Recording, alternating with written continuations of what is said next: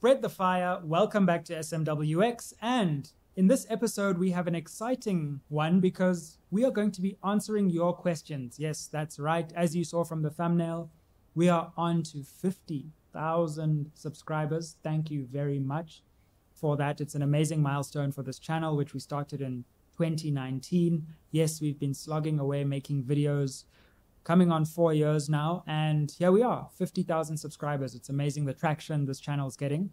So I put out a call on my Twitter, on my Instagram, and also on the YouTube community page. We got over 100 questions. I don't know if we'll be able to cover them all, but we're going to do as many as we can. Now, I would like to introduce you to a special guest for this episode. You won't be able to see her, but you'll be able to hear her. Her name is Tsolanang. She is the producer of SMWX. She's behind getting you all the amazing guests that you've got, and also so much more to do with the channel. At some point, she also edited our videos as well. So she's really someone who's been central to this channel, and she is going to be reading your questions, and I will then respond to them. So drop a comment below, say hello to Tsolanang, and thank you to Tsolanang for all the great work she does. So let's get into it. We're going to break the questions into 3 parts because they kind of covered similar themes. So there are political questions. Then there are, questions about the channel and the media? Tsolanang. Well, there's questions about the media, questions about the channel. Okay. Then political questions, and then personal questions. Okay, great. So 4 categories. So we'll jump right into the first category then.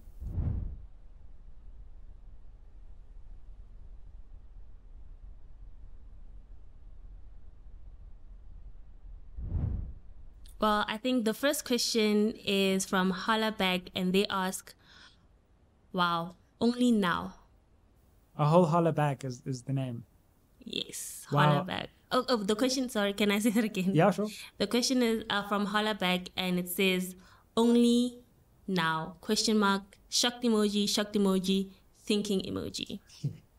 Well, hey, it takes a while to get to 50K, you know, and lots of people want to start YouTube channels. It all looks great when you get to 50K subscribers and all of that. But like I say, 4 years and many videos with less than 1,000 views. And then suddenly it reaches a tipping point. So hopefully the road to 100K will be quicker than 50K. My hope is that before the 2024 election, we get 100,000 subscribers. How about that? Cool. All right, so going to the political questions, John asks, what are pragmatic voting strategies? Or what a pragmatic voting strategies? Okay, John, pragmatic voting strategy. In my view, there are 2 ways to vote. Either you vote for something you really like, but if there's nothing you really like, you vote for the thing which you least dislike. So there's this famous political quote by the British economist John Maynard Keynes, who says, if you can't find a political home by the law of attraction, then you must find one by the law of repulsion. So pick your favorite option. And if not your favorite option, then pick your least worst option. In my view, given South Africa's current situation, it's untenable to vote for the status quo, i.e.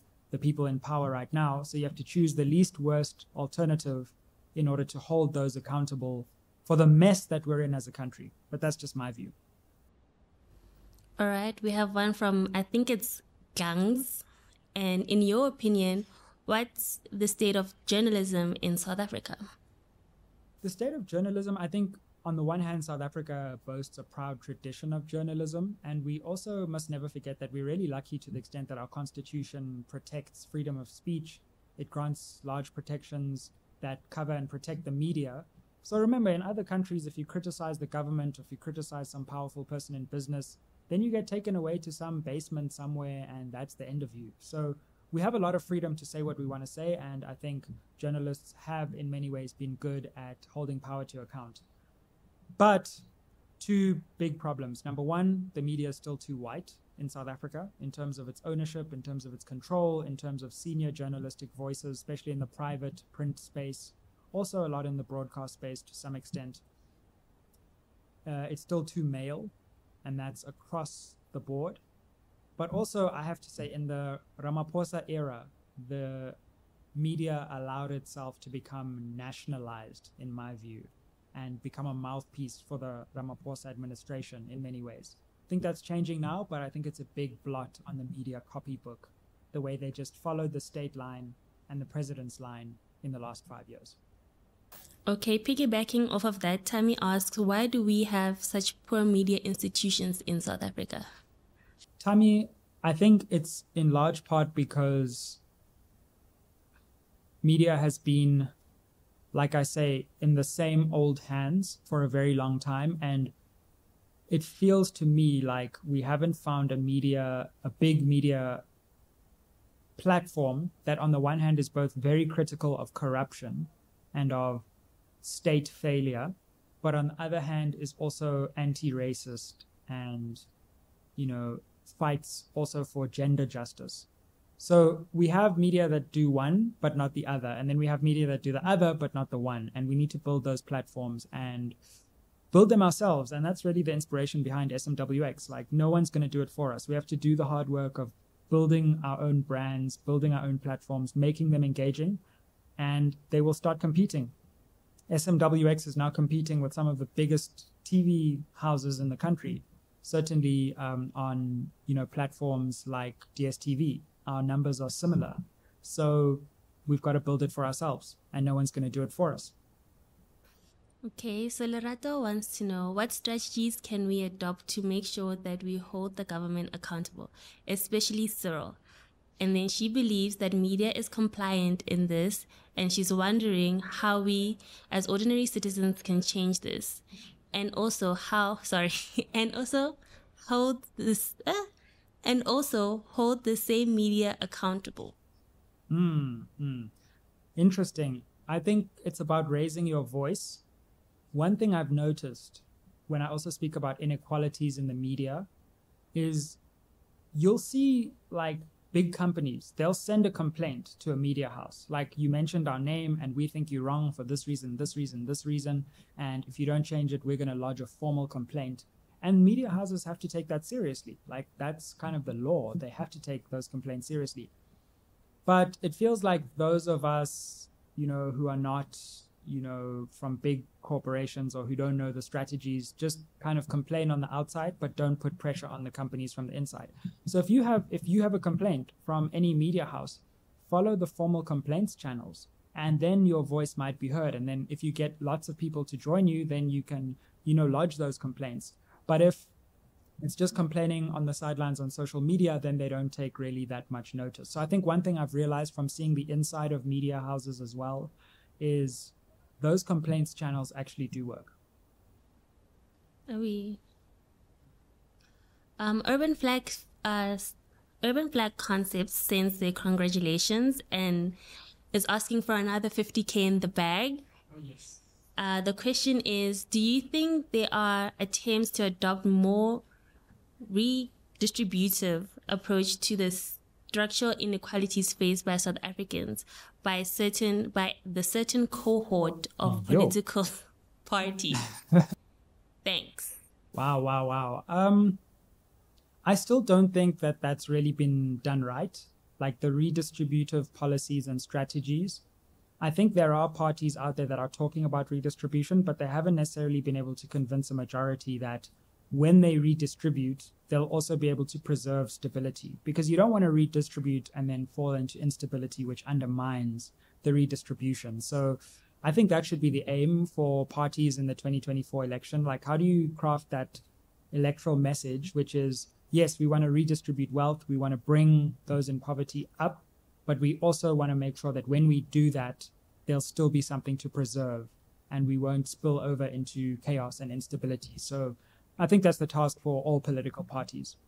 Okay, so we are going into electoral politics, I think. So Bona Lisa, excuse my pronunciation, wants to know, do you think South Africa would do well with a similar model as the US of electing presidential candidates than simply being given one by a political party we choose? I actually do, I think the ability to elect your president is just an extra democratic tool that you can use for accountability. And to be quite frank, I think we know in South Africa, given our problems with various presidents over the years, that it would be nice to be able to directly elect a president. It's not a cure-all, though. Like, look at the US with Donald Trump. He was directly elected, and they still got a dud of a president. So it doesn't guarantee that you're going to have a great president, but it does increase the accountability over the president. And the president then becomes beholden to the people who elected her or him, and not just to the party. And I think the problem we have in South Africa right now is, as long as you're popular in your party, you can do whatever to the people and you're safe for 5 years. And I think that has to change. And a presidential election, I think, would change that. How cool would it be if anyone could run for president in South Africa? I think we'd get some interesting candidates. And you wouldn't have to climb up the greasy pole of some party in order to get there. Okay, so we are having load shedding questions. So Elsa wants to know, is there anything we as South Africans can do, and how do we go about forcing the government to explain load shedding? Ordinary people can't go to court. It's too expensive. How do we go about forcing that MPs get load shedding too? They need to know. Thank you. That would be quite a nice thing. Just make sure the MPs' houses get load shedded. Is it load shedded or load shed? I don't know. We have our own like past tense of load shedding. People have different ones. Load shedding. It's just so depressing to even talk about. Like, I think ultimately 2024 is where we're going to have our final say, because at the end of the day, load shedding is a political problem that came about because of bad decisions made by politicians. So every time those lights go off, just know that that's the result of the political power that has been exercised. And in my view, we need to send a message in 2024. And I'm not necessarily saying like, if you're an ANC person, you're bad and you're evil. Sure, it's okay. I think ultimately in democracy is about being able to change your mind. So maybe you support the ANC in one period of your life because they're doing really well, and then the ANC declines, and then you change your mind and you vote for another party. But then the ANC rejuvenates on the sidelines, and then 10 years later, it's the best option. So I just think right now, those who've held power are just too complacent, and they need to be shaken up. And 2024 is our opportunity to do that.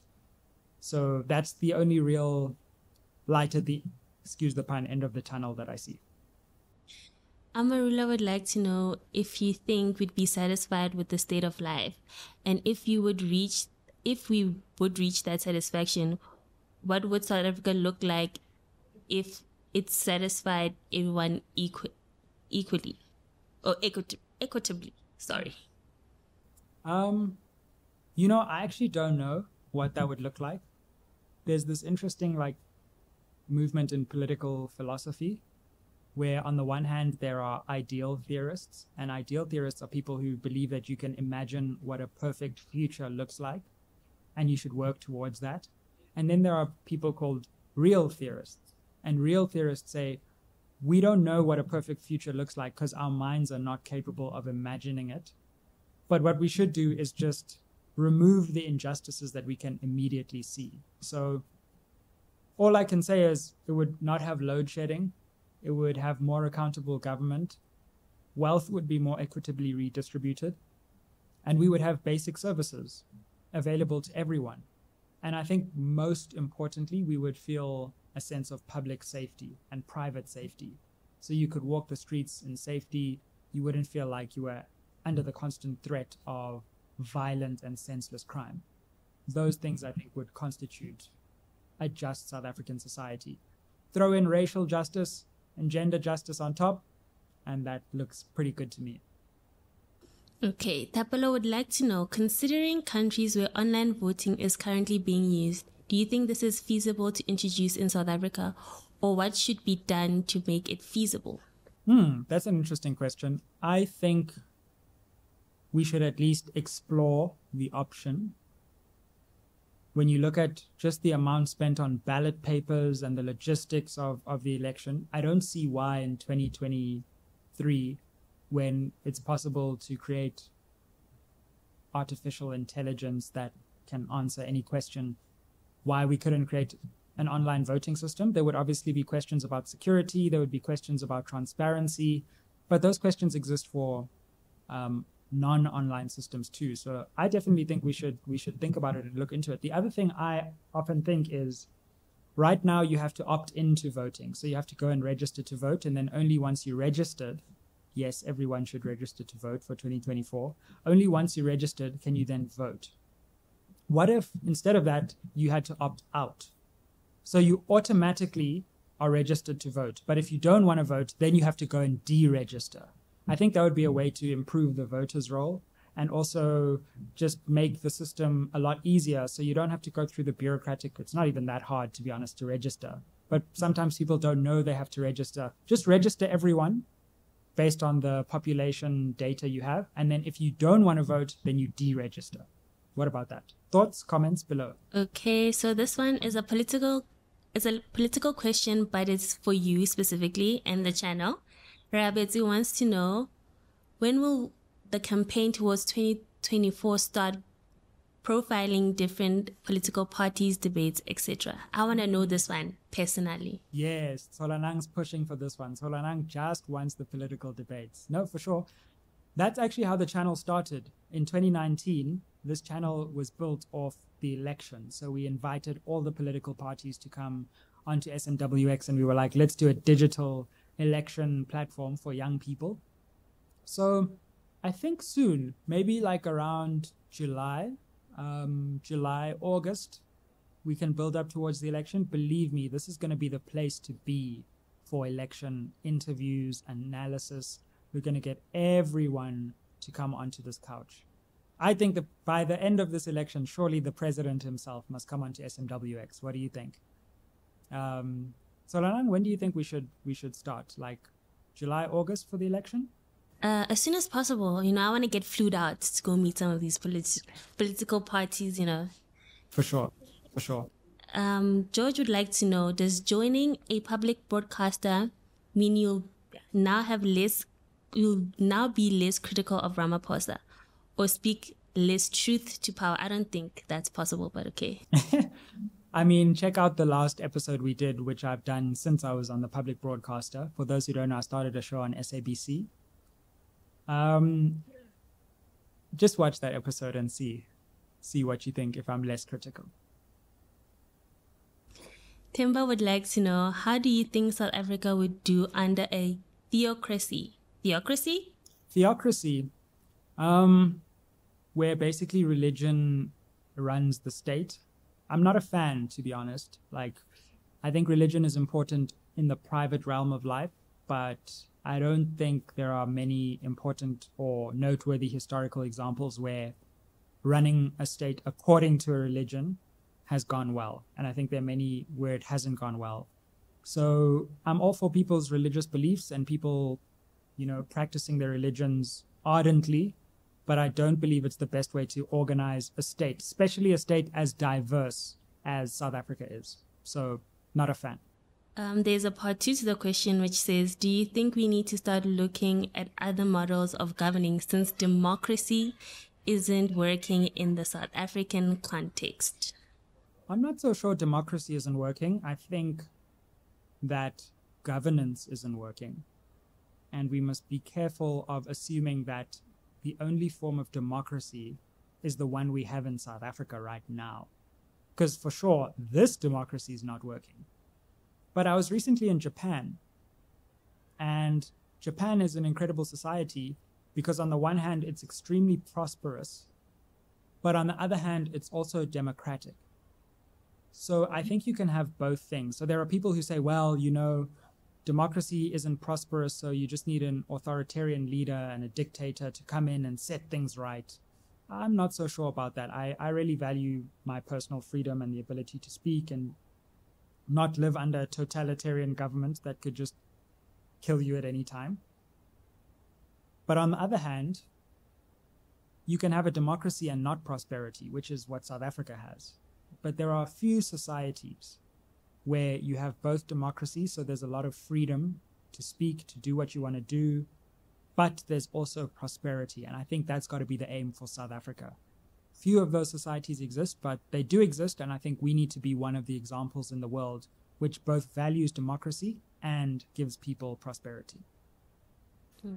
So the Emma Man News has a two-parter where he or she or they ask, what is your view regarding the cessation of Cape Town from South Africa, and do you think Duduzane Zuma has a chance of success in his small campaign to be a president?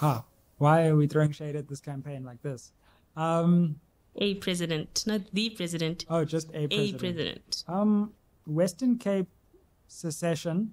I actually did a whole conversation on this on the SABC show. You can watch that. It's on YouTube as well.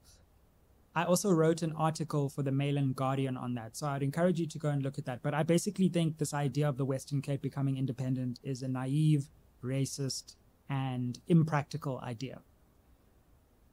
Duduzane Zuma becoming president. There's one thing I want to say about this, because it's something I don't understand, is you can't run to be president of South Africa. We've just established that because our system doesn't allow that. So our elections are about electing parties into parliament. And then once those parties get into parliament, parliament elects the president.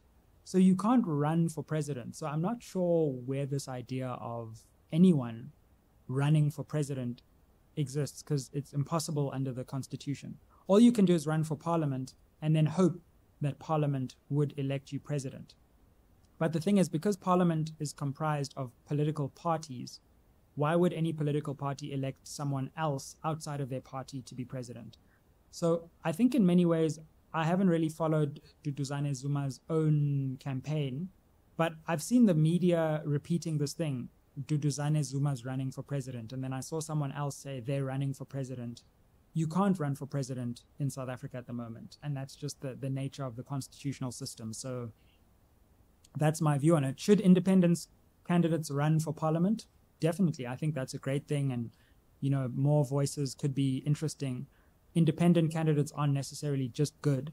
One should look at their program very carefully as well. But I think we need to reform the electoral system more than the current reforms have, and probably will only get there in 2029. So that's my view on this wider question of running for president. Yeah. I think we should probably leave the political questions there, to be honest. Okay, we had one about foreign policy during the Zuma, Ramaphosa, and contrast with the Mbeki era. And then there's three more. Okay. I think we can leave that one. Question, does former President Zuma... this part out.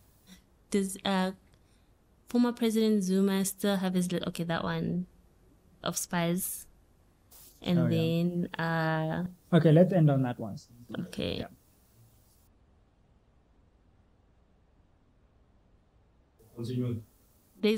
So there's the list of spies, and then should I ask the foreign policy one? I think let's just do the spies one. Then we'll move from there. Yeah. Oh wow, this is long already. Okay, yeah. Okay. It will be 5 minutes maximum. 40. It's a celebration, guys. The longer the better, actually, for the viewers, yeah. All right, so Sean's one. Okay, cool. So Sean Williams, to wrap up this political section, wants to know, well, sends congratulations, buddy. Thanks, Sean. And would like to know, does former President Zuma still have that list of spies? If you ever interview him again, would you kindly ask him, who is Ralph? Yeah, so if you don't know about this, I interviewed former President Zuma around, was it 2019 or 2020, I think. That interview is one of the biggest interviews on this channel. Check it out. And he said, no, he has a list, I think, of like people who were apartheid and foreign spies. And he was going to drop that list at some point. He also made those statements at the State Capture Commission. I don't have the list, sadly.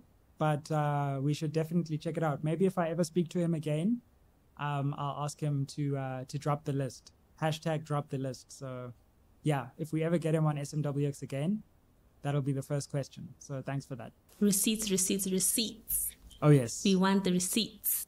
Receipts shall be dropped.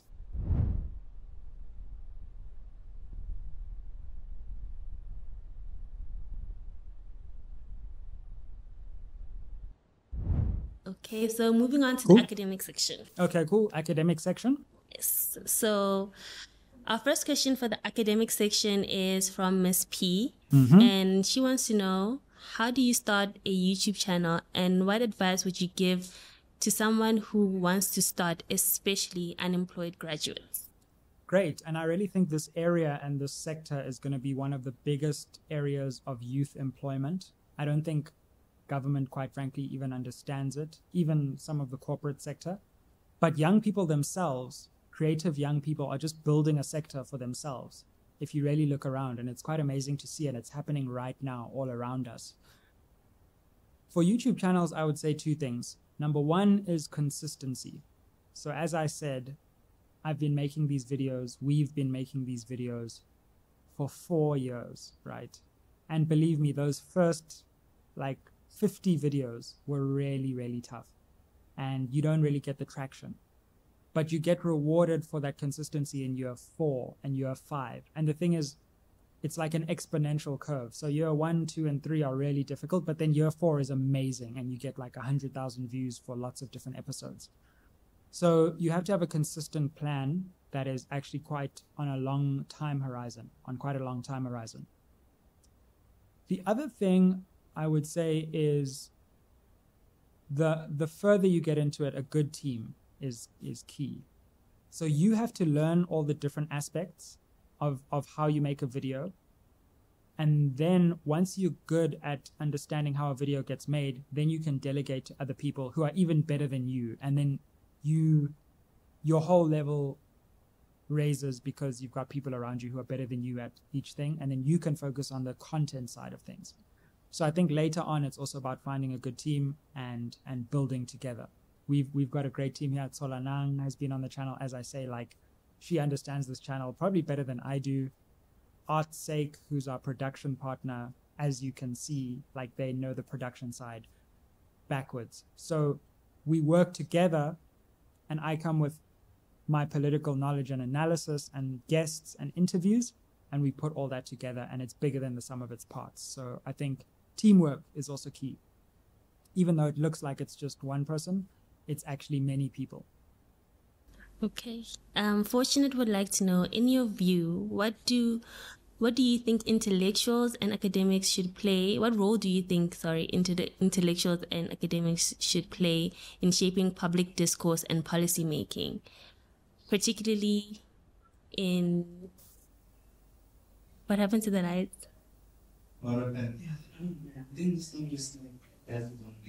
Okay.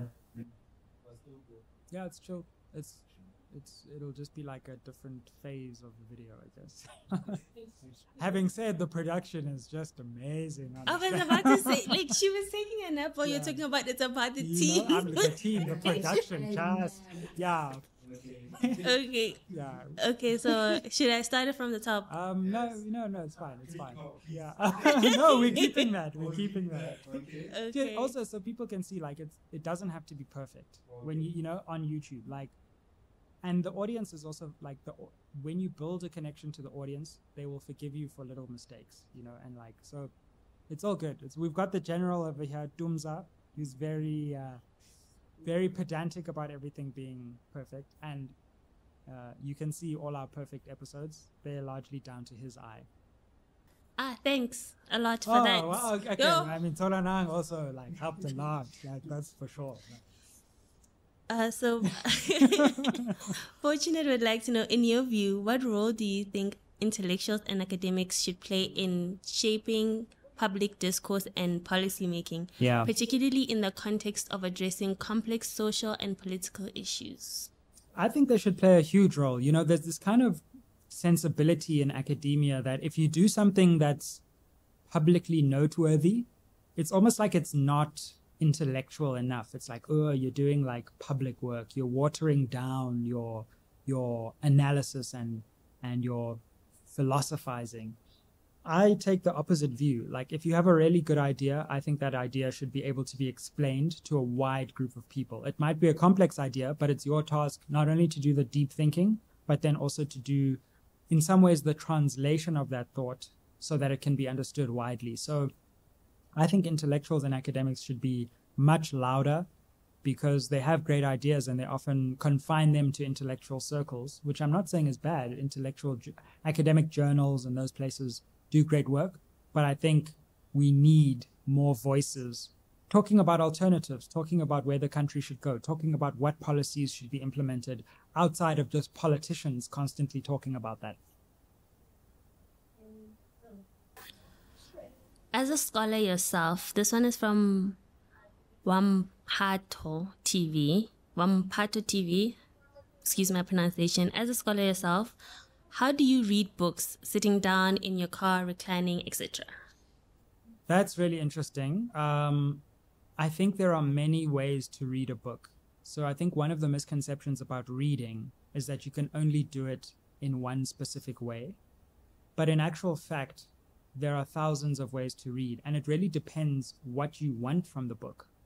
So there's reading that you do by studying, and there you're trying to, as quickly and efficiently as you can, get the idea, translate the idea into your own words so that you understand the concepts so that you can memorize them. And there's a way of reading for that.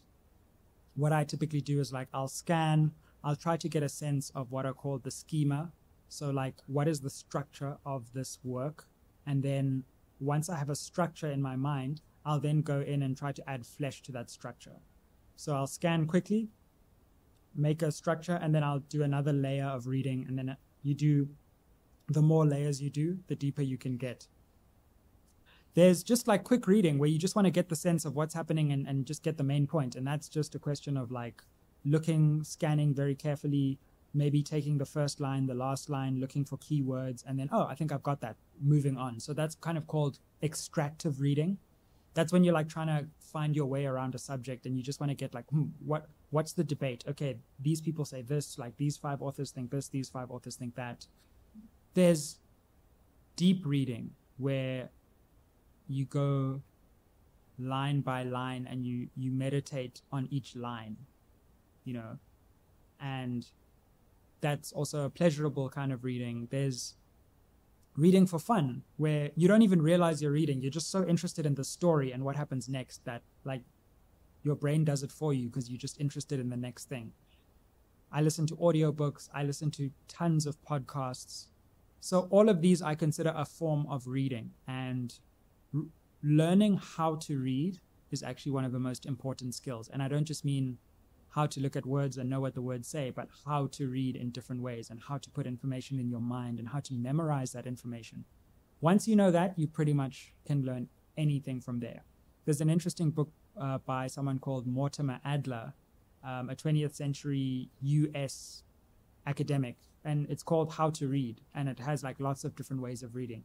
Finally, there's this other way of reading called syntopical reading, which is when you read multiple things at once. So on your computer screen, you have 3 things, and then you read them against each other. Or you read you have 3 books open, and you're trying to find a question, and you read one paragraph this, and then you compare it to this paragraph. There's so many ways of reading, and I could probably make a whole video. Maybe we should make a whole video on how to read. What do you think? Comment down below if you want a video on reading strategies. Great question. We should have shot that video before you put me behind the camera. Yeah, before I threw you under the bus to have to read all these quite wordy questions. Yes. So Mary Ann would like to know, what are your thoughts on child rights activism? Nothing major to say about that, except I think it's really important, really great. There's the Children's Act, which is a very important piece of legislation, which I think empowers a lot of child's rights activism, the Constitution as well. So more power to those working in that space, in that sector. My wife does a lot of work in early childhood development, and that's a key place for the development of a country because education starts right at the earliest stages of life, and we're not doing very well at that as South Africa. Okay, so the last question for this academic session is from Arnold, who would like to know how we can revitalize Steve Biko's Black consciousness, since as the Black community, we've lost the genuine grasp of its purpose. To be honest, we've not lost, but rather we've lost ourselves, and then in quotes, Black identity. It's an interesting one. I'm going to put that one into a video because I want to do a biography of Biko for a video. What do you say about that? So I'm putting that one in my back pocket. Look out for, because I want to do a series of like political biographies of these important figures who we think we know, but we don't necessarily actually know. So I want to do one of Chris Hani. I want to do one of Steve Biko. Those are the two I've decided for now. So let's do a whole video on that. Let's do a whole video on that. Thanks for the question.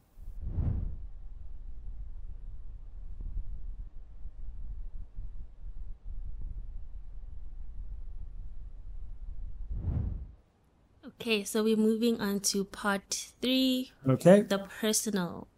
Mm. So Kamohelo starts off with a great question. Oh my. Amazing question. Here we go. How does it feel to transition to the right school? I'm joking. How has it been lecturing at Wits? Well, that's basically what they ask. Okay. It's been amazing. I love my teaching. I love my students. I come from a long line of teachers on both sides of my family. So I teach first years. I've got a class of 500 first years. I teach master students. I teach honors students. But I really love teaching, and it gives me great joy. So I've loved lecturing at Wits, and really appreciate that. Interesting personal story. When I was born, my mother was a lecturer at Wits, and now I'm a lecturer at Wits. So I feel like I'm back to the place where I started. And this was the first place I ever lived, actually. So I was literally born and I lived on Wits campus because my mother was a warden in a residence here. So that's also been amazing to kind of take it full circle and come back to the place where I was born. UCT is cool as well, though, obviously. Just cool. I mean, they don't pay the bills, so... Please remember that. But if they want to pay some bills, then I'm open to negotiations. Lerato would like to know, how did you build your academic career? The what career? My academic career? Yes. It happened organically. I never actually thought I would be an academic. What I love about the academic life, what I think a lot of, especially young Black people, don't get told is like you say to your parents, I want to become an academic, and it's like, okay, that's not happening, right? But what I think we don't realize is that when you're in academia, you have a lot of time to do other things. So academia may not be the best paying job in the world. It's decent, pays actually pretty good. But you also have time to do other things. So I have SMWX, I've got the show on SABC, I have other things that I'm doing. So academia gives you stability, maybe not huge wealth, but it also gives you freedom. And a job is not just about having money. A job is about having money and balancing having freedom.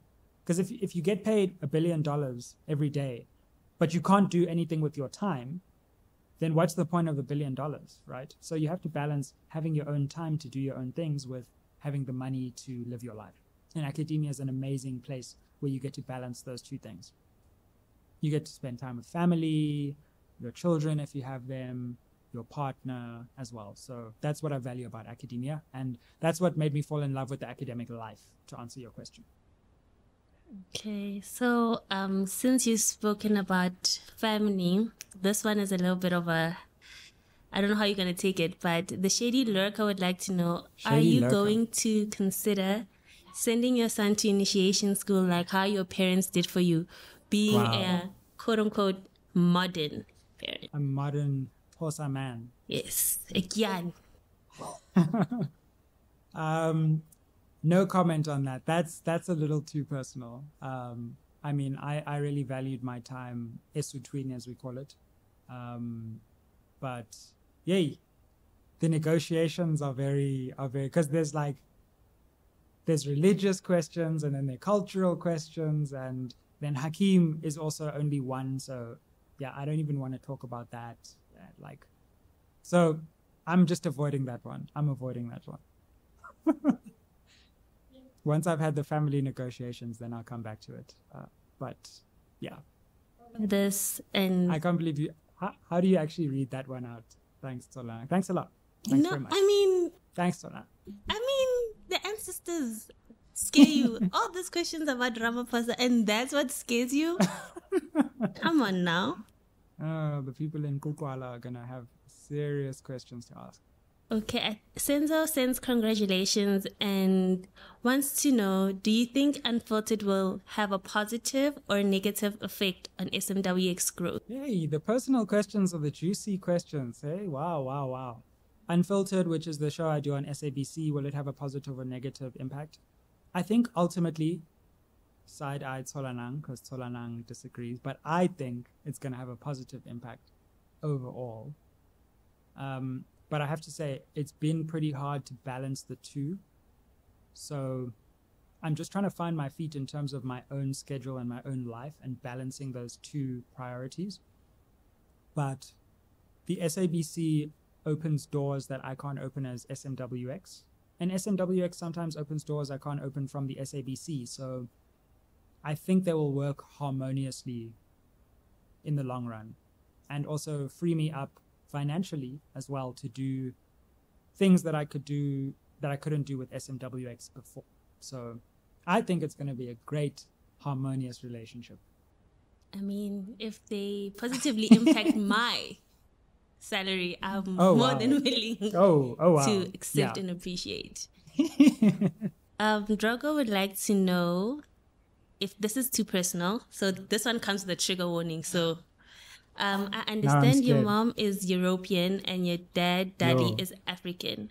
How do you deal with the sensitive political issues such as the land question and racism in your private space when those arguments come up, perhaps when you're sitting with friends? That's an interesting one. Honestly, it's funny. Although my family comes from diverse racial backgrounds, their political views aren't that far away. So like my mom is very clear that the land needs to be returned, and so is my father. So just because she's white doesn't mean, and I think we also need to appreciate this, although often race and political beliefs go together, because if you're white you often believe in protecting your own privilege, and if you're black you believe in the redistribution of wealth. It doesn't mean you necessarily have to hold those beliefs just because of your race. Particularly white South Africans, I think there should be more who actually talk about the importance of racial justice, because ultimately just because they are beneficiaries of apartheid doesn't mean that they should support its legacy. So the family conversations on politics are not like the white side of my family is like, yes, let's keep the land, and the black side of my family is like, let's get the land. We all kind of agree politically.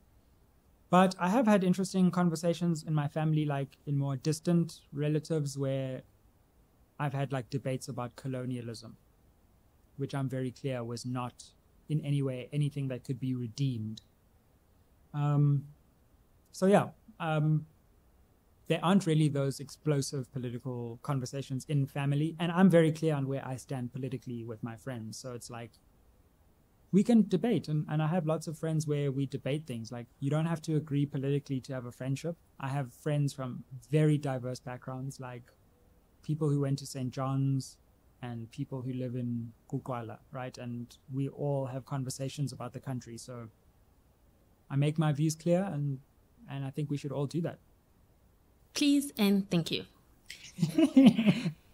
Just Saints wants to know, are you planning on interviewing Advocate Mpofu anytime soon? Have him document his journey to get where he is. I'm always fascinated about when you mentioned that he wasn't always a successful advocate. Definitely, as I've said, I have interviewed him, but maybe it's time for another one. And definitely, I always tell him he needs to tell his life story and write it in a book, because people see him in court now and they have no idea what it took to get to become one of the country's most famous and successful advocates. So I really hope he'll tell that story. Just a little thing to share, like, he was first detained at the age of 17. Imagine being 17 years old and actually being in political detention. And that was for already being a radical activist at school. So yeah, he needs to tell his story, because his story will blow your mind. You don't even know the odds he had to surmount to just to get to Wits, never mind to study law, then to become an advocate, and then to become a senior advocate. So one day the story will be told. I hope so. It's the stuff of Netflix proportions. Yeah. Invictus would like to know, this one, I think you must keep Penwell's thoughts in mind about creating sound bites that are not very nice. They would like to know, what's the difference between you and McG? For example, the style of interviewing, how you choose the interviews, and lastly, qualifications between the two of you. Wow. And would you agree to be interviewed by him? So I was once invited to MacG's show, and then they cancelled it at the last minute. So I guess I did agree at that point. And I thought I would do it because just of the size of the platform. And like, I've been on many other media platforms. Like, I disagree with ENCA's ownership structure, for example, right? Which I've written about in my book. But I still go on ENCA. So I don't think going on a platform means you agree with everything that that platform stands for. Just like people who come onto SMWX don't necessarily agree with me on many things, but they come onto the platform because they believe the audience matters. I also have a lot of respect for, like, just building a YouTube channel over the last 4 years. I have massive respect for MacG's channel and the work it takes to build it into such a massive enterprise. So I'd be really interested to understand what they've done to build it into that. So I'd love to talk to him one day just about that, like being players within the digital media landscape. Although I appreciate there are levels to the game, and MacG's numbers are just in the stratosphere. Comment down below. If they invited me, should I go or shouldn't I? And why not? I feel like I probably would, yeah. So, yeah, Solanan, should I go? Should I not? I definitely go. I want to see what that interview would look like. Yeah, be interesting. I think, the interviews are obviously very different. Like, my interviews are more about politics and, like, political thought, whereas I don't watch a lot of MacG, but I assume it's more like popular culture. But they also do slide in some political topics when you don't even realize it. So I would be very interested to see how you respond to his line of questioning. Like I said, when the Penwell also mentioned it once, that you are very kind of like put together, and they have a more like energetic type of. So I want to see how you'd respond to that type of energy. Yeah, it would be very interesting. He's an interesting interviewer as well. Like, one thing people don't know is interviewing is not easy. It looks like the easiest thing in the world. It's actually one of the hardest things in the world, because you have to constantly be thinking while you're listening, and also know that a camera is on you, and you're doing all of those things at once. And so anyone who has good interviews is actually, in many ways, like doing really, really good and hard work. So, yeah. Okay, so second last question. Okay. Bukeleng, I think that's how you pronounce it, has sends congratulations and says, Dr. Sizwe, SMWX is a need. And then the question is... Hashtag SMWX is a need. We need spread the fire, load shedding in winter. So please. Yeah, exactly. What is your daily routine? My daily routine shifts because I do different things on different days. So I don't have like a set routine for each day. So for example, recently I started this show, as mentioned, on SABC, and we film at 8 p.m. So on those days, I'm working from 8 until 9, and then there's usually like a debrief. So my working day ends at like 10 p.m. So what I try to do on those days is I start a bit later, and then I'll shift my day out. But typically what happens is I'll wake up, and the first thing I do is I spend time with my son. Okay, wake up, brush my teeth, all that stuff. Spend time with my son for like between 1 and 2 hours first thing in the day. That helps my wife because I'm doing my share of at least the morning childcare, and she can then use that time to do other things. So I spend time with Hakeem. And then at about, so that's usually between like, it could start, and my wake up time is now determined by Hakeem's wake up time, because if he's awake, then I have to be awake. So he wakes up somewhere between 6 and 8. So I'll wake up with him, then 1 or 2 hours. So let's say around 9 or half 9, maybe 10. Then I'll then start my working day. And then I have like an hour block where I do like eat a good breakfast and, you know, like personal care stuff.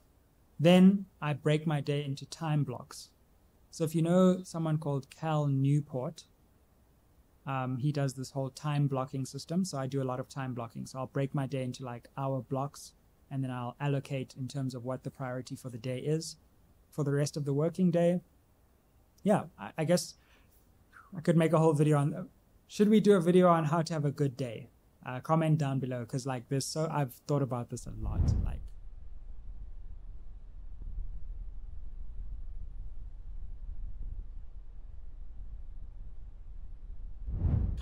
political questions. okay. Who would the ANC form a national coalition with?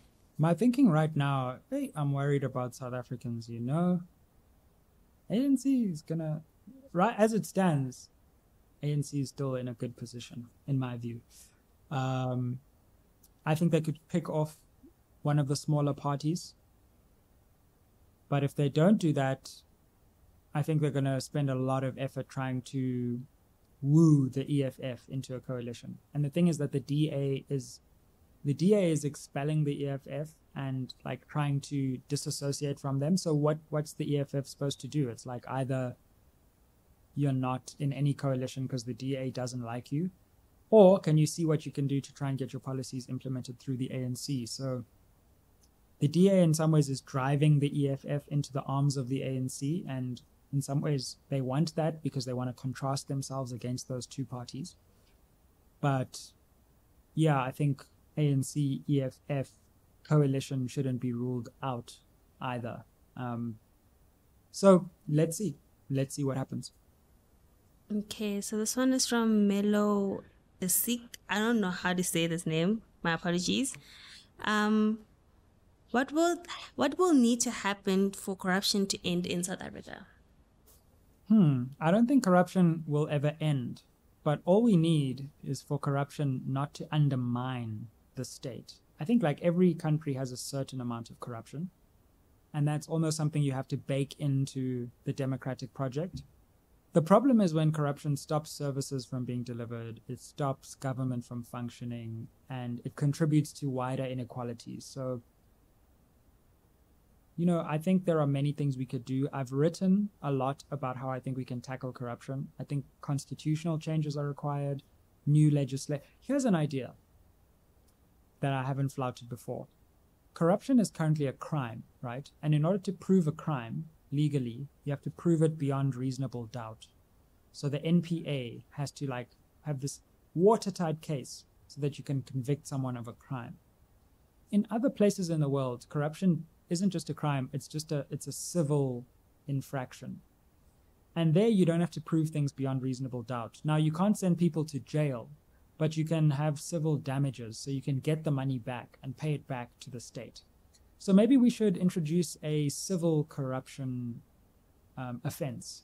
We could still keep the criminal corruption for the watertight slam dunk cases, but I feel like we need to be able to sanction people in a way, on the one hand, that is legally enforceable, but that doesn't always require criminal standards of liability, because that's really hard to achieve. Of course, we also need to capacitate the law enforcement agencies, NPA, the police, the judiciary, the criminal justice system, the correctional system. We need to invest massive resources there too. Okay, so TembaStem7 would like to know, how can we politically educate South Africans, especially those in poor areas who can't access these platforms? YouTube, digital platforms, I would argue they're a lot more accessible today than they were 5 years ago, much more than 10 years ago. I think many people, even Eslalin, for example, use WhatsApp. So WhatsApp is like the most widely penetrating technology, digital technology. I think more widely adopted even than the SABC in some ways. So I think digital technologies will become increasing. Just do whatever you can with whatever resources you have. And I think the one thing young people have right now is we know how to use digital media. So how do we get that into the hands and the eyes and the ears of as many people as we can? That's the goal. Okay. So this one's for the academic section. So the question is, would you advise an aspiring attorney who later wants to be a judge to do articles at a small or big law firm, e.g. the Big Five? I don't know much about this, but what I will say from speaking to lawyers is, I don't know, I think speak to people at the different firms. I've heard there are some big firms where they do give you important work, but there are other big firms where it's more toxic. There are small firms that are also toxic. There are small firms that also ask you just to make coffee. So I think speak to candidate attorneys that have been to places and find out what the best places are. I don't think big or small is necessarily the way to do it. It's where did I get the most important work? You can get them at big firms and at smaller firms. So try and speak to people who've been there before. And in your interview, if you get the interview, ask the firm about questions of like, is this a toxic working environment or not? Feel free to also ask those questions because it's ultimately where you're going to be spending a lot of your time. And how much hands-on work will I actually get? And base your decision on the responses you get there too. Okay, so our next question is, what was the jump from UCT to Oxford like? Very scary. I would say go and watch my interview with Penwell because I spoke at length about what that was really like. So I would say if you want to hear that, go to that section of the Penwell interview. But it was scary. It was really tough. Check out the story in the Penwell interview.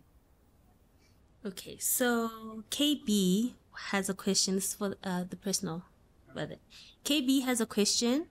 When are you going to run for the presidency and under what banner? I've already explained that no individual can run for the president. So that was the Duduzane Zuma thing as well. So if South Africa has a presidential election, hey, who knows? One day, maybe. But for now, no one can run for president. Last name Faith wanted to know, what was your vision when you started your platform? How is that vision evolving, if it is? My vision for the platform, it was actually election-based. It was just supposed to be for the 2019 election. And it was like, I could see digital media was starting to grow in other parts of the world.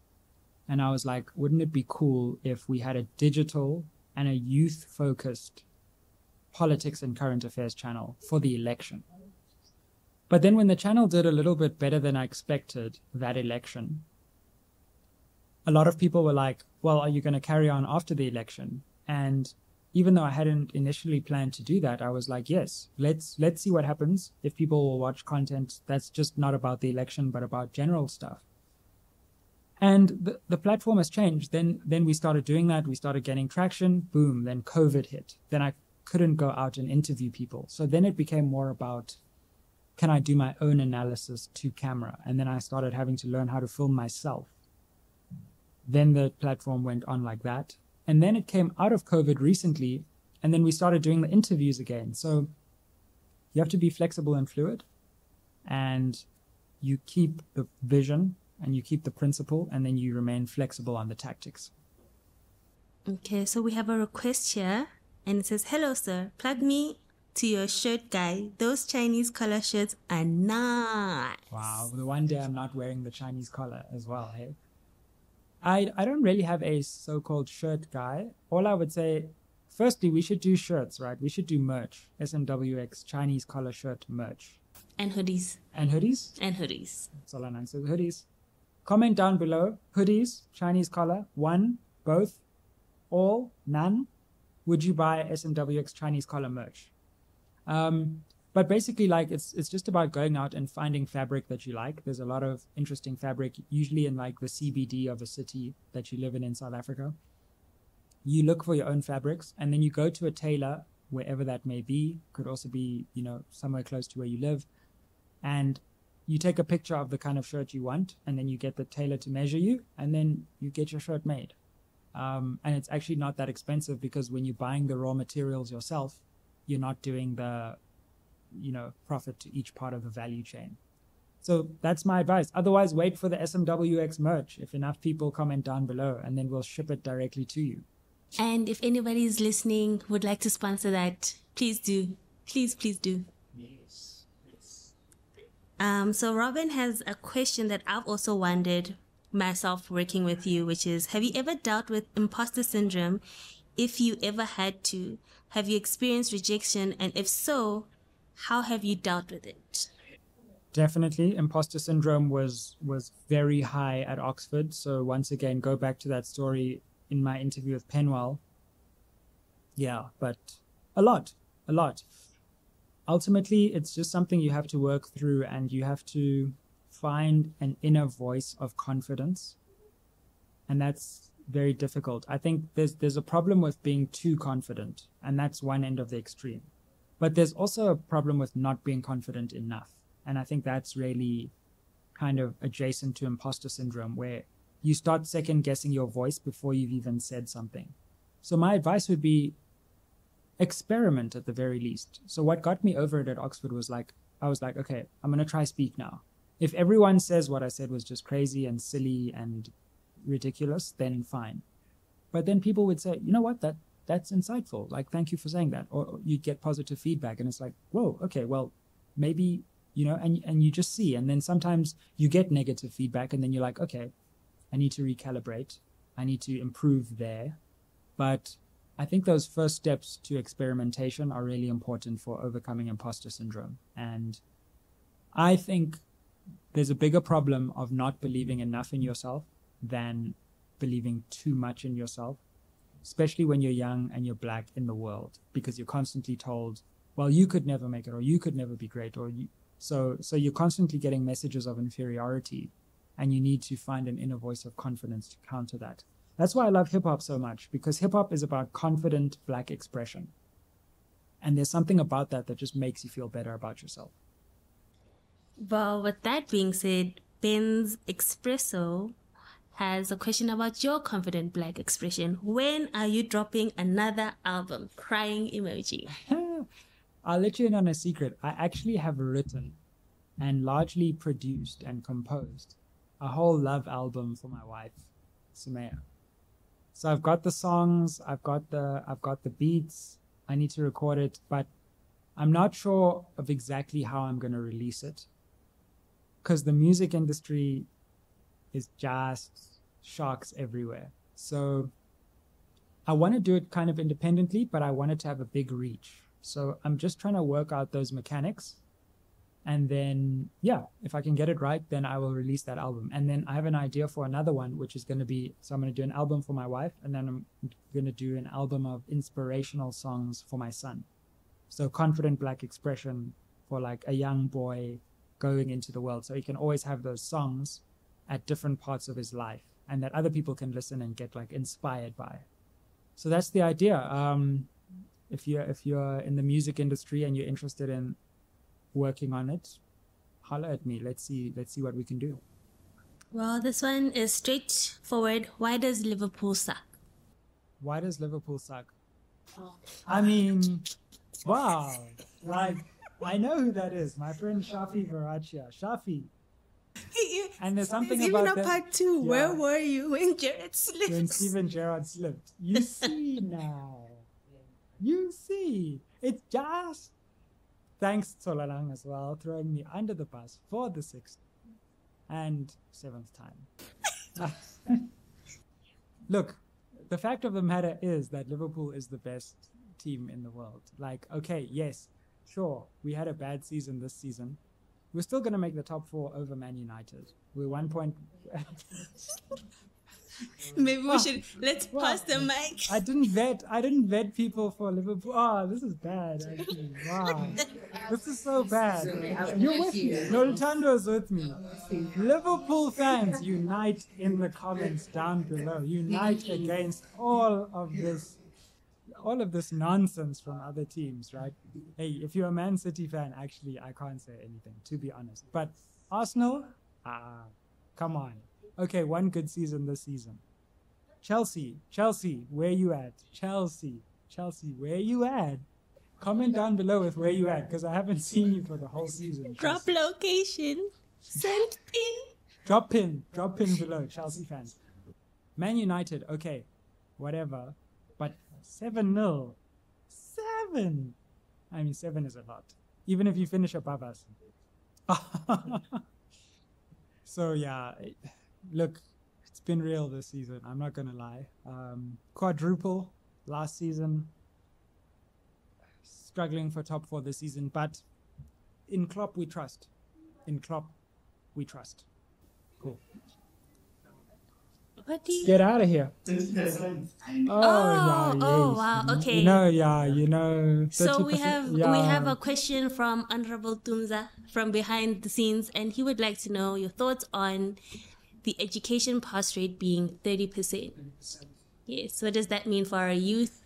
I'm not a fan of 30%, but the problem is not so much the pass rate as getting more people above that threshold. Like, it's not I mean, I don't think the 30% pass rate is high enough, but the problem is not necessarily the pass rate. The problem is the number of people who just aren't at 50%. So the deeper structural changes to the education system need to bring more people above the 50% pass rate, and that should then be a marker. So yeah, that's my feeling. We have massive basic education challenges, and maybe something that I'll write about in future, because it's the one policy area I haven't actually thought in as much depth about, is basic education. I've done a lot of higher education stuff, but yeah, those are my general thoughts. Dumzisto. Dumza also says, I just heard him, that Liverpool is the best team in the Premier League, so that's very good. City fan, wow. Dumza is no longer working on SMWX. It's been great working with him. You know, it's been no, great. Cool, so we are on to our last question. Hi, what happened to Mr. Jokes? Fair enough. Okay. Our last question comes from a very important person. Yeah. Yes. Sumaya Hendricks would like to know. Who's that? What do you love about your wife? The NB question. That happens to be my wife, who commented on my Twitter post. Like, she couldn't just send me a WhatsApp, or at least at home be like. But anyway, she asked, what do I love about my wife? No, really, I loved my wife's kindness. Like, that was what stood out for me in terms of her personality. Like, I'd never met someone who I thought was so good, and that was almost inspiring. And that I was like, if I'm around a person this good all the time, that's going to make me better. When we have children, they're going to get inspiration from the goodness of their mother. You want a kind partner, people, because relationships aren't always easy, but what gets you through the difficult moments is the kindness of your partner. When they put themselves in your shoes and you put yourself in their shoes, and you identify with them, and you're like, actually, you know what? You were right about that. Do I say that a lot to Sumaya? You'll have to ask Sumaya about that on her YouTube channel. But I really love that about her, and she's an incredible person who, in many ways, I aspire to be like, and I know that our son will benefit from drawing inspiration from. Even though she sends weird tweets on my own Twitter timeline. Yes, guys, the bar for the rest of us is still on the floor.